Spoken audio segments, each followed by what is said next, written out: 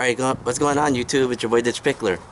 So today I'll be making a how-to video with my mom's husband, Jason Gilham, and we're replacing the bunks on my trailer, my ezloader, because there's a lot of one of the actual bunks is really flexing. It's absorbing a lot of water, so it has a little cracking in the bottom, so that could be a bad thing when you're offloading and you're loading your boat off your trailer, or you're bouncing on the freeway. So we went to Home Depot and then we picked up some what kind of wood? Pressure treated wood. We picked up pressure treated wood, which is probably the best wood for this application. Why is that? Pressure treated wood doesn't absorb the moisture as much, and also if you're using the non-pressure treated wood, you got to be careful and make sure you get something that's not the cheap hemlock, because hemlock really won't hold up to the abuse of a boat trailer. So if you're opting to not use pressure treated, make sure you get some nice Douglas fir.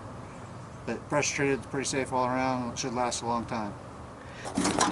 Alright, so let's talk about a little bit about the hardware we're going to be using. So what kind of bolts are we going to use? What kind of screws? So we're using galvanized. These are 3/8 by 1.5 inch galvanized bolts. So if you look at it, it actually goes fully through the bolt, through the wood, but when you add the carpet and the brackets, it holds it back up so the point won't go through and won't scratch your boat. And we'll also have a washer on there as well. It'll have a washer. And we use galvanized with pressure treated wood. If you're not using pressure treated wood, you can go with the stainless steel, and it'll last a little bit longer and be probably will hold up just as well for stainless steel. But with the pressure treated wood, the chemicals in it, you want to go with the galvanized. Yep. And then we're going to be using what kind of staples there? We're just using a 1/2 inch staples. The staple gun is still in the garage. Nothing real special about them. We went ahead and went with the stainless on the staples just because the cheaper steel ones won't hold up even as well as stainless. And that's what you need to hold the carpet on. See, and that's exactly what we got right there. So let's take a look at the carpet. What kind of carpet that I picked up here? So we end up getting we got this at West Marine. It's their C.E. Smith Deluxe Carpet Bunk. And for this application, we went with the 11-inch wide, 12-foot, because around, it's about basically essentially almost 11 inches around, right? By the time you wrap the whole thing, you got 3.5 on each side, so that's 7 plus 3 more, you're at 10 inches. Yeah, so it's going to fit out with, and then leave a little bit of spacing in the bottom so water can actually get through. And then obviously the length of the carpet is going to fit the 9-foot boards. And it shows you right here. It shows you can fully wrap a 2x4 and a 2x6 with a little gap for that width. There you go. So if you guys are looking for the carpet for your bunks, you can get it at your local West Marine. And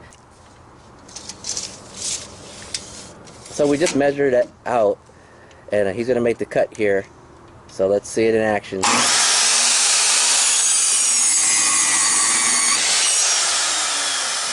Just like that. It was just that easy. And there's one of the bunks. And that's the one of the bottom bunks right there.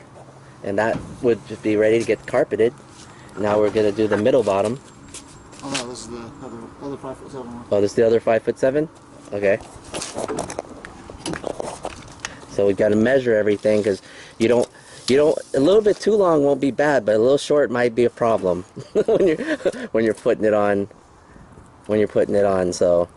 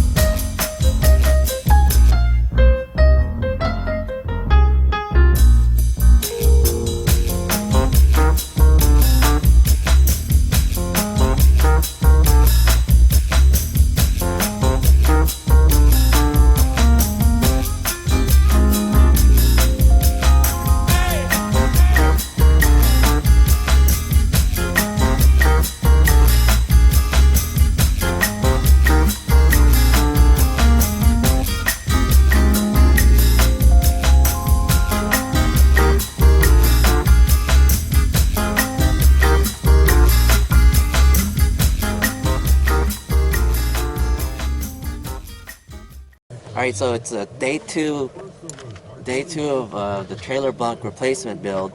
Now, it's only day 2 because, not that we took a whole day, it's because yesterday afternoon, we got after work, we got the bunks all cut up and sized and carpeted.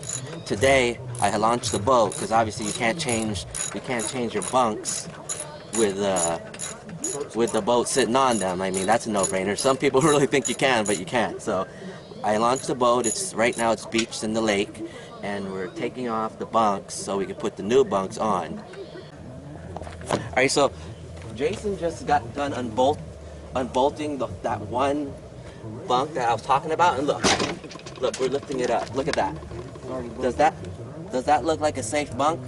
How many more trips on the road would I have been before that would have been a disaster, right? I mean, look, we just lifted it up and it snapped in half. You see that? And look how much water's coming here. It was actually holding a lot of water for some reason. Let's take a look at the bottom to give you guys an idea. Look at that, how rotten that wood is. I think I waited a little too long because I knew about this problem late last year, and I probably look how it's rotting out in there. Look all in there, see? Really bad. So that's the whole purpose of doing this build. So Jason has a pretty good idea here. He's using some clamps. What kind of clamp are those?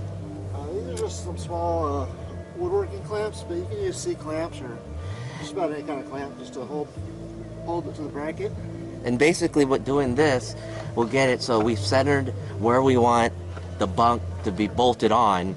So then that way, as you're doing the drilling and the screwing of the bolts, you don't have to worry about it shifting.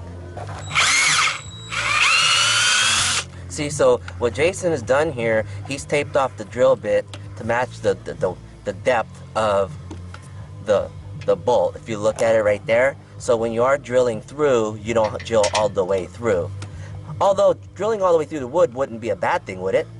Well, it would leave a hole on the top. And it would probably water would sit in there. It could, but there's no reason to go all the way through, so might as well just stop where we need to stop.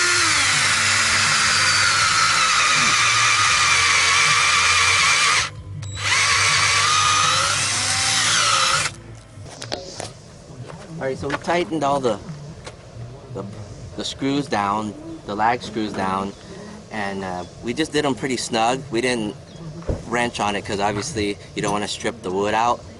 But in a couple weeks, what I'll do is after I've launched and put the boat back on the trailer, I'll check the screws and see how much I have to tighten them down just a little bit, because they could loosen up with the weight on the boat on the bunks, and then the road, the vibration of the trailer. So you want to just kind of like you do on your wheels when you want to tighten your lug nuts after, you know, a couple 100 miles or whatever. Same type of concept. So here's the finished product right here. Let's do a walk around.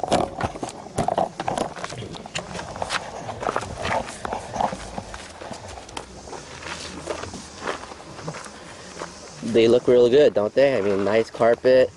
The black actually won't get stained like the gray stuff does. See on the sides right there, see how stained they are from the water, the lake.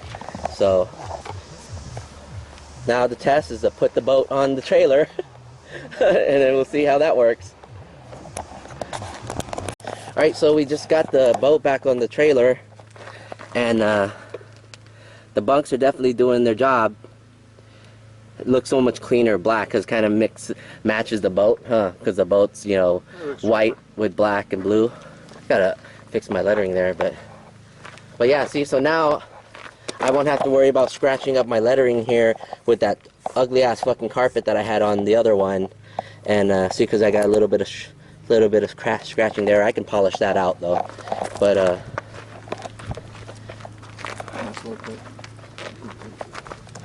see the bottom, I don't know if you guys can see the angle that we did it.